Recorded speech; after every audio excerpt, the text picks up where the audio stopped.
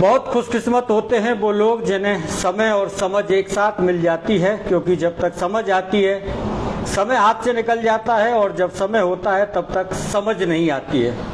साथियों नमस्कार। पूरे भरतपुर संभाग की 19 विधानसभा सीटों की यात्रा करते हुए आज हम हैं केवलादेव घना पक्षी विहार के नाम से, लोहागढ़ के नाम से प्रसिद्ध भरतपुर में, और आपकी स्क्रीन पर सीधे लाइव जुड़े हुए हैं जिन्हें बहुत जल्दी राजनीति की समझ आ गई, विजय बंसल जी।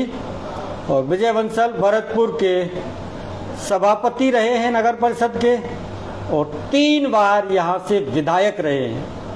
2023 के चुनाव को लेकर के इनकी क्या कुछ राय और रणनीति है, सीधे ही जुड़िए विजय बंसल जी। एक बार हाथ जोड़ के लोगों को राम राम साहब। राम राम साहब। क्या चल रहा है आजकल, क्या तैयारी चल रही है? भारतीय जनता पार्टी का पूरे राज्य में माहौल है और माहौल कांग्रेस के कुशासन की वजह से है।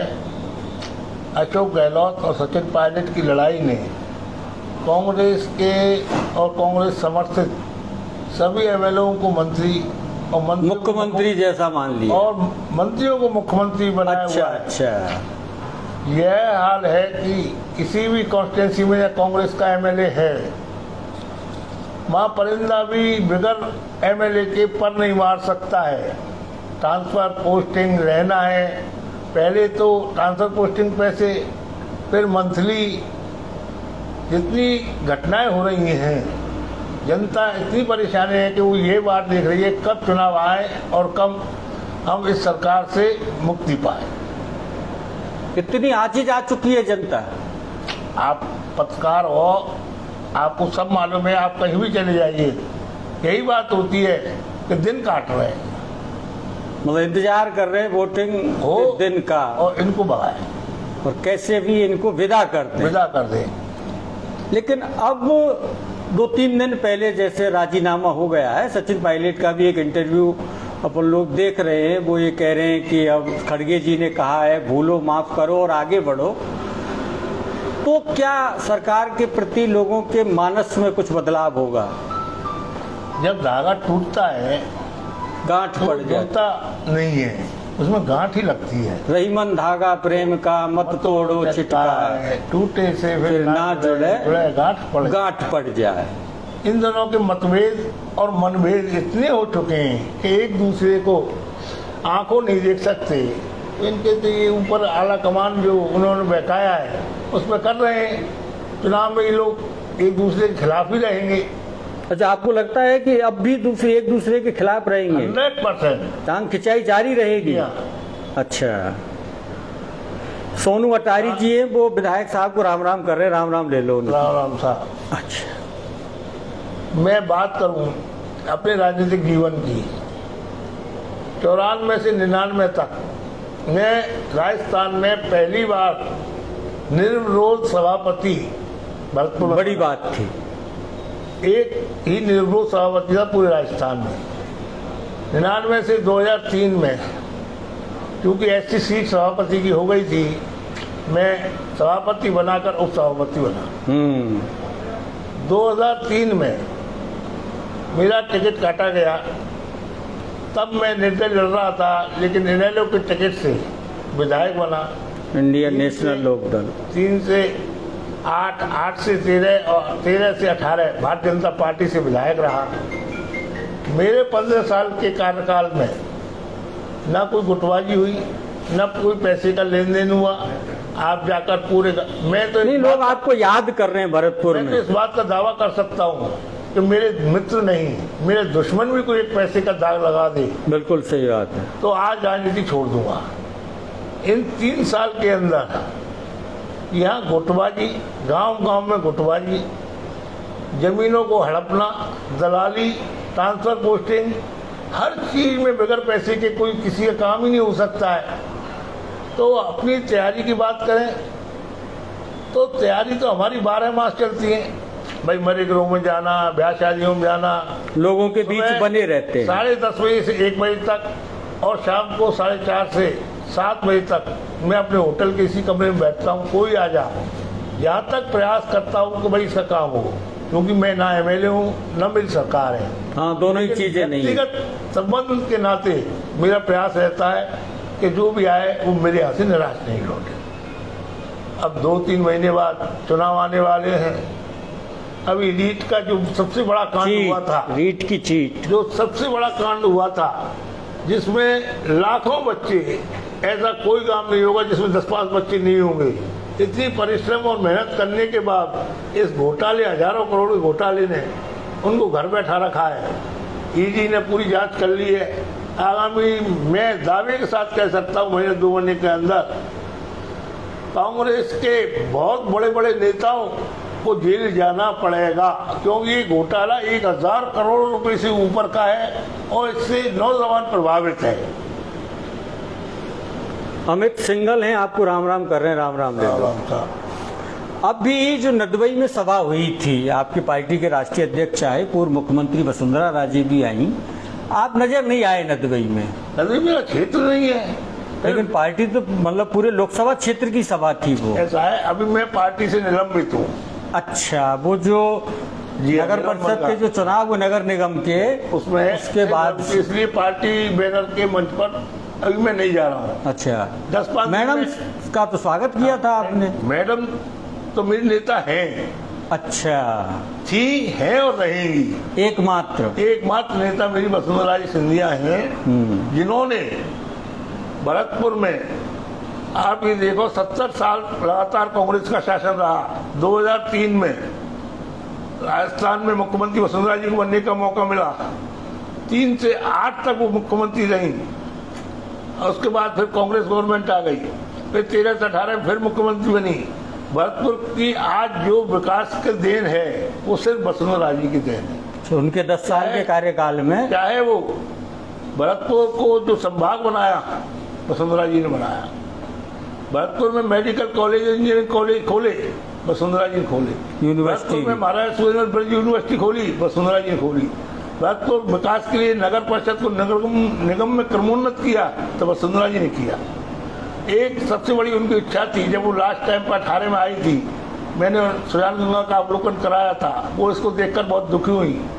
उनका ये क्या प्यारी जगह है, सरकार आते ही चाहे इसमें 1000 करोड़ रुपए लगे, इसको भरतपुर का पर्यटक स्थल बनाया जाए। दुर्भाग्य से सरकार नहीं आ पाई। 5 साल में कुछ नहीं हुआ है। मैं दावे के साथ कह सकता हूँ भारतीय जनता पार्टी की सरकार आएगी और यशस्वी मुख्यमंत्री वसुंधरा जी ही मुख्यमंत्री बनेंगी और हम इस सुजानगंगा को पर्यटक स्थल कर देखकर बनवा के रहेंगे। डॉक्टर सुभाष गर्ग के कार्यकाल को आप कैसे आकलन करेंगे? मेरा आकलन तो प्रतिद्वंदी के नाते माना जाएगा। नहीं, फिर भी प्रतिद्वंदी जनता करेगी।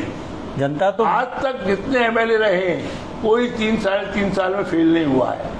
पहला एमएलए है जो मंत्री पहली बार बनने के बाद सिवाय गुटबाजी, करप्शन, दलाल के अलावा कोई काम नहीं है। 3 साल में ही एमएलए साहब फेल हो चुके। अच्छा, 3 साल में ही निकल गया दिवाला उनका। अभी वो एक रक्तदान शिविर में आए थे, वहाँ भाषण देते समय एक लाइन उन्होंने कही थी, अगली बार मैं आऊं या ना आऊं, विकास होते रहना चाहिए। क्या कहना चाहते थे वे अगली बार के लेकर? चुनाव लड़ने की इच्छा नहीं है या हार उनको दिखने लगी है? विकास होते रहना चाहिए, यो कह रहे हैं। ये शब्द हर जनप्रतिनिधि का शब्द है। हाँ। लेकिन करने के बाद मालूम पड़ता है कि क्या किया। मेरा तो यही है कि मेरे द्वारा कभी किसी का बुरा नहीं हो और भरतपुर विकास की तरफ में आगे बढ़े। सुजानगंगा पर्यटक स्थल बने, बेरोजगारों के लिए इंडस्ट्रीज खुले, जो भरतपुर में बेरोजगारी है इसके लिए इंडस्ट्रीज खुले जिनसे उनकी बेरोजगारी दूर हो, कि कोई गलत धंधों में नहीं पड़े। और अगले बार चांस मिला तो ये मैं करके दिखाऊंगा। कितना भरोसा है आपको कि बीजेपी वसुंधरा जी को मौका देगी? 100%, 101% आप मानते हैं? 101%। क्यों? हाँ, वसुंधरा जैसे लोकप्रिय नेता राजस्थान में दूसरा नहीं है। भारतीय जनता पार्टी के भी आला कमान ने देख लिया है कि जहां वसुंधरा जाती है लाखों आदमी की भीड़। अभी उदयपुर में हुई थी, भरतपुर में हुई थी, अभी कोटा में हुई है। कोटा वाले ये कहते हैं कि आज तक की डेट में कोटा में इतनी भीड़ नहीं जुटी। नहीं, इतनी बड़ी सभा कोई नहीं हुई। अच्छी भीड़ बता तो रहे थे। ये चुनाव 2023 का नहीं है, 2024 का है। 24 का भी 7 साल। प्रधानमंत्री के नाम पर चुनाव 2024 का लड़ा जाएगा। 2023 में तो वसुंधरा जी ही राजस्थान में सरकार लाएंगी और आज की तरह पुनः 2024 में 25 की 25 लोकसभा की सीट वसुंधरा जी नरेंद्र मोदी को देंगी। मनोज शर्मा आपको राम राम कर रहे हैं सक्करपुर से। राम राम का तो ये अभी तक फिर घोषणा क्यों नहीं कर रही है पार्टी? घोषणा मैंने कहा ना, मुख्यमंत्री के नाम की घोषणा नहीं करेंगे। अच्छा, जब जीत कर आएंगे उसके बाद जो विधायक दल होता का है। नेता करेगा वो होगा। लेकिन ये तय हो चुका है, ये अंदरूनी बात है। भाई मैं इतना बड़ा नेता तो होने की मैं ये बता दूंगा क्यों नहीं कर रहे हैं, क्यों नहीं कर हाँ रहे हैं। हाँ हाँ हाँ। लेकिन उन्होंने भी सर्वे करा लिया कि वसुंधरा जी के बगैर के अलावा कोई और पार्टी की इसको नैया को पार नहीं लगा सकता। आपकी वापसी की प्रक्रिया क्या चल रही है? निष्कासित नहीं हूँ मैं, निलंबित हूँ। हाँ निलंबन का तो एक कलम मैं जवाब दे चुका हूँ। हाँ, उसमें वो धरे बैठे हुए हैं। तो बहुत दिन हो गए मेरी उसको। अभी पिछले दिनों वसुंधरा जी आई थी, तब मैंने उनसे जिक्र किया था, तो उन्होंने कहा कि चिंता मत कर, बहुत जल्दी इसको खत्म करा देगा। जैसे ही वो एक्टिव होंगी, जैसे एक्टिव होंगी आपका निलंबन काल, दोनों का ही एक आज थोड़ा सा मतभेद सा हुआ है। अभी आपसे मिलने से पहले मैं शिव सिंह भोट जी के यहाँ गया था, तो उनका भी निलंबन हुआ था उस समय। दोनों हैं। तो लेकिन भोट साहब ये कह रहे मुझे कोई चिट्ठी नहीं मिली। आपको तो चिट्ठी मिली, आपने जवाब भी दिया। मैंने जवाब दिया है। हाँ, तो उनकी चिट्ठी कहाँ गायब हो गई? अब पता नहीं कि रास्ते में गायब हुई है, इशू हुई है, नहीं हुई है वहाँ से। अच्छा, नहीं वो कह रहे हैं कि बीजेपी अध्यक्ष के जिलाध्यक्ष के पास तो रिकॉर्ड है, लेकिन तो मुझे कोई चिट्ठी नहीं मिली है। नहीं मिली होगी, मेरे को मिली थी, मैं जवाब दे दिया। लेकिन जवाब पर इतना समय क्यों लगा रही है पार्टी? पार्टी में कुछ आपस में मतभेद भी चले थे। कभी दिल की बात उनकी वजह से। जबान पे लाओ, दिल की बात को जबान पे लेके आओ। मैं कह रहा हूँ ना, हाँ। जवान पे ही ला रहा हूँ, मैं किसी से डरता नहीं हूँ। ना वो तो सवाल ही पैदा नहीं पार्टी होता। में कुछ मतभेद भी चले थे। हाँ। वसुंधरा जी को अलग करने का प्रयास भी किया गया था, क्योंकि सब बड़े नेता जानते हैं कि मैं विजय बंसल वसुंधरा जी का चमचा हूँ, चेला हूँ, जो कुछ हूँ उनका हूँ। मेरी एकमात्र नेता वो है, चेला है, जो कुछ हूँ उनकी देन है। तो इस वजह से उन्होंने वो रोक रखा है। निलंबन आप शब्द जानते हो, किसी सरकारी अधिकारी को निलंबित करते हैं, भाई या तो बर्खास्त करो, यानी या तो पार्टी से निकालो, ये बहाल करो। वो माननीय जो भी वहाँ बैठे हैं उसको दबा कर बैठे हुए हैं। हाँ, कोई भी जो निर्णय लेना है वो ले लेना मैं खुद चाहिए। मिल गया राष्ट्रीय प्रदेश संगठन मंत्री से, उनसे क्या है, मैंने कहा इसका निर्णय तो कर दो जो कुछ करना है, लेकिन वो सोचा के बैठे हुए हैं। दिनेश शर्मा जी हैं, वो आपको राम राम सा कर रहे हैं, मेरे साहब को राम राम साहब, और एक राज रावत हैं, वो भी आपको राम राम सा कर रहे हैं। तो जैसे ही मैडम सक्रिय होंगी तो आप भी सक्रिय हो जाएंगे। ये आज लोगों को दिख रहा है कि भारतीय जनता पार्टी की सरकार आने वाली है। तो बरसात में जिस तरह से मेढक निकल जाते हैं ना, अच्छा वैसे बरसाती ऐसे ही बरसाती उम्मीदवार अनेक निकल जाए हैं भरतपुर के, बहुत सारे आ गए, पूरे राजस्थान में पूरे पेज खरीद लिए लोगों ने अखबारों के, और टिकट उनकी जेब में रखा है। ये राजनीतिक पार्टियों का टिकट एडवांस नहीं मिला करता है। बस का, ट्रेन का, हवाई जहाज का एडवांस आप लेके रख सकते हो। नहीं, ये बता रहे चंद्रशेखर जी का, चाहे नरेंद्र मोदी हो, चाहे वसुंधरा जी हो, उनका भी टिकट एंड टाइम पर मिलता है। अब वो कहाँ से खरीद रहा है वो जाने। मैं दावे के साथ इस बात को कह सकता हूँ, भरतपुर के लोक विधानसभा के चुनाव में विजय बंसल भारतीय जनता पार्टी के टिकट पर चुनाव लड़ेगा 2023 का। 2023 का। तो ये फुल पेज वाले जो आए हैं, पूरे पेज भर रहे हैं रोज, ये क्या चाह रहे हैं? इनके पास चंद्रशेखर जी का आशीर्वाद बताया, यानी कितनों पर चंद्रशेखर जी का आशीर्वाद है, किसी पे गडकरी का उनके तो घर ही आके रुकते बताए, नड्डा का आशीर्वाद है, किसी पे किसी का आशीर्वाद है। हाँ। हम पे तो वसुंधरा जी का आशीर्वाद है, वही हमारी सब कुछ है, वही वो करेंगे जो।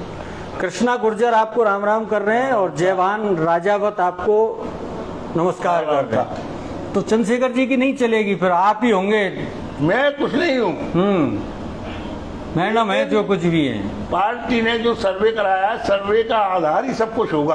अच्छा, और सर्वे के साथ ही मैं भी कह रहा हूँ कि मैं अगर सर्वे में नहीं जा रहा हूँ मुझको बिल्कुल टिकट मत दो। हाँ, जनता अगर नहीं मान रही है तो जब सर्वे करा रहे हो, और 2024 का चुनाव है, मैं पहले भी कह चुका हूँ, उन्होंने दिल्ली में सीट चाहिए लोकसभा की, और लोकसभा की सीट जब आएंगी जब राज्य में आपकी सरकार बनेगी, और सरकार राजस्थान जब बनेगी जब वसुंधरा जी मुख्यमंत्री बनेंगे, वसुंधरा जी नेतृत्व में चुनाव होगा।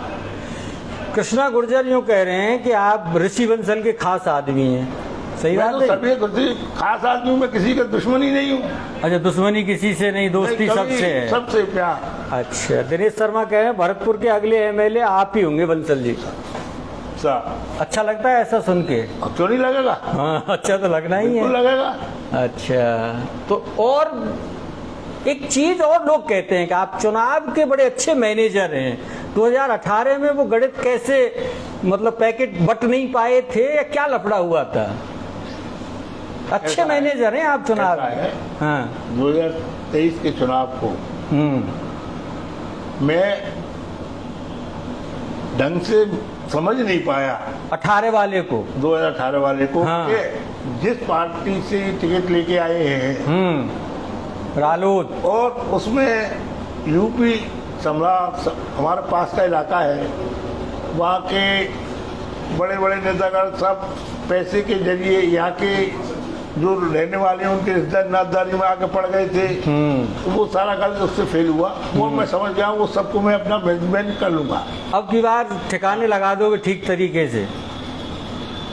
मैं क्या ठिकाने, जनता ठिकाने लगाएगी? नहीं, कुछ आपकी भी चीजें हैं ठिकाने लगाने की। जब जनता इतनी परेशान हो गई है, हाँ। आज कहीं भी चले जाए कि सब तुम ही हरा सकते हो, अच्छा। तुम ही हरा सकते हो। हाँ। ये जनता की आवाज है, मेरी आवाज नहीं। सही बात। आप खुद जाके देखो गाँव में, आप एक चक्कर नहीं है, आपको मालूम पड़ जाएगा। बिल्कुल सही बात है। एक बात, नदवई की सभा में डॉक्टर किरोड़ीलाल मीणा ने एक बात कही थी कि भरतपुर का एक मंत्री जल्दी ही जेल जाने वाला है। वो किसकी तरफ इशारा कर रहे हैं? तुम नहीं जानते इस बात? नहीं, आपके मुंह से अच्छी लगेगी।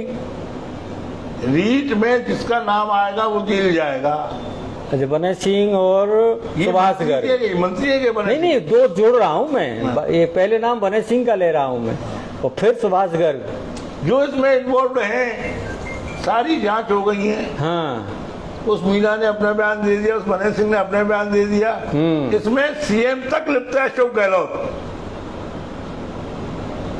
गांधी कहते हैं उन्हें तो लोग। गांधी? हाँ। ये जो मुख्यमंत्री बना बैठा है ना, वो सिर्फ अपने पैसे के बल पर बना बैठा है। आज 2 स्टेटों में कांग्रेस की गवर्नमेंट है, सेंटर में है नहीं। पार्टी का खर्चा कहाँ होता है? सारा यहाँ से लूट कर दिल्ली पहुंचा रहा है। जब तो सचिन पायलट की वो करके इसको चीफ मिनिस्टर, इतनी जिसने आला कमान की खिलाफत की, उसको चीफ मिनिस्टर बदस्तूर रखा हुआ है। ये पैसे का ही खेल है, पैसे का ही जादू है। और पैसे की अटैची सुभाष गर्ग के माध्यम से दिल्ली तक जाती है। माध्यम से नहीं, डायरेक्ट है लिंक। ये तो माध्यम गहलोत तक जाने का है। अच्छा, इन तक उगाने के दो दलाल कौन कौन से हैं? एक तो कोई एडवोकेट बताए, इनसे जो इनको देते हैं उगा के इनको। पूरा भरपूर जानता है, मेरे मुंह से क्यों कहलवा रहे हो? ठीक लगेंगे, आपके मुंह से शब्द अच्छे लगेंगे। 10 दलाल है। नहीं, एक तो एडवोकेट बताए कोई सिटी के, राजेश मित्तल है। अच्छा, सतीश सोबरवाल है। हाँ, एक रूरल के अलग है, ग्रामीण के अलग है, सिटी के अलग है। यानी कितने दलाल हैं? अच्छा, वो लाते होगा करके।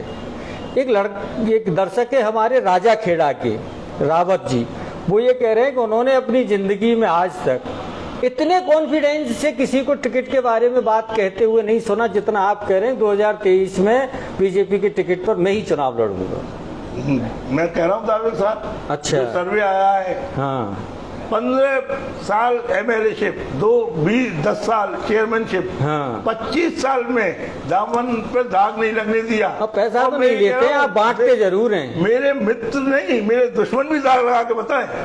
बांटते तो हैं पैसा आप चुनाव के समय? पैसा कोई बांटा नहीं जाता है। अच्छा, गिफ्ट दिया जाता है, खर्च होता है। अरे, चुनाव खर्च कहा जाता है उसे, बांटा नहीं जाता है पैसा। अच्छा, अलग अलग शब्द अलग अलग है। आज तक 1 रुपया नहीं बांटा किसी को वोट के नाम पर। अच्छा, वोट के नाम पे नहीं है, रामा कृष्णा के नाम पे। रामा कृष्णा के नाम पे कोई गरीब की मदद करना, रामा कृष्णा कोई बात हो, वो बात अलग है। ठीक है साहब। राम राम साहब, एक सेकंड रुके रहो ना साथियों। ये थे विजय बंसल, बहुत कम बोलते हैं। चर्चा तो और अपन करना चाहते थे, लेकिन बड़ी मुश्किल से इन्होंने ये समय, पता नहीं क्या इनका मन हुआ, जो दे दिया है। ये हैं सुजीत अग्रवाल, आपको नमस्कार कर रहे हैं, उनकी नमस्कार ले लो। और बीजेपी से ये कृष्णा गुर्जर यूँ कह रहे हैं कि भजन लाल जी भी दावेदार हैं। दावेदार मेनका अनेक है, अरे मेंढक हैं वो, जो जितने भी और हैं वो सब मेंढक। पार्टी ने तय कर दिया है पदाधिकारियों को टिकट नहीं दिया जाएगा, वो बना दिए महामंत्री, तो टिकट उनका इस वजह से। वो खुद जानते हैं कि हाँ। सुबह 10 बजे आ जाएंगे 10 नहीं बजेंगे ना, नहीं बजेंगे। अच्छा अच्छा, तो सीट निकालने की जिम्मेदारी आप के ही ऊपर है। इन्हें सर्वे करा लिया है, हाँ। जनता की राय पार्टी के पास है। साथियों, हो गई है पीर पर्वत सी पिघलनी चाहिए, और इस हिमालय से भी कोई गंगा निकलनी चाहिए। तेरे सीने में ना सही, मेरे सीने में सही हो कहीं भी आग, लेकिन आग जलती रहनी चाहिए। बहुत बहुत धन्यवाद। राम राम साहब।